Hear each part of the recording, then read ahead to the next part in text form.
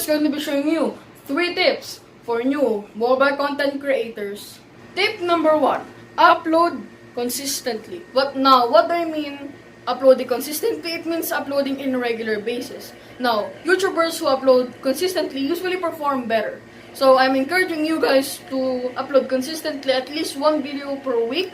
I'm not saying that you should upload, daily, because you should also enjoy the stuff that, the hobbies that you're also doing.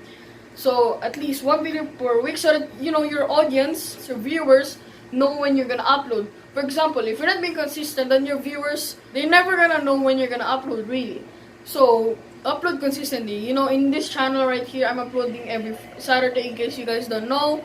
And if I'm uploading every Saturday, it means you guys, the viewers, know that I'm gonna upload when Saturday comes. Now, for example, this channel, I'm not uploading, consistently. Then, you guys, the viewers, will never know when I'm gonna upload ever again. So, yeah, tip number 1, always be consistent. Super important to practice. Tip number 2, practice. Now, why you should practice right here on YouTube? It's because you need to learn the skills that you need to learn in order for you to become a successful YouTuber right here on this YouTube platform. Now, practicing also helps you get more subscribers, views, and watch time. That's why you should practice. Now, you know why you should practice right here on the YouTube platform. And I'm gonna be telling you guys the 3 basic things that I personally recommend that you should practice right now. It means today. So, these are the 3 basic things that you should practice. Making great looking thumbnails, it means photo editing, video editing, and making great looking videos. Now, I'm gonna be putting in the description box below on some of the apps I recommend for photo editing, video editing, and making great looking videos. By making great looking videos, I mean the camera apps that you should use in order for you to create nice looking videos. So again, tip number 2, practice.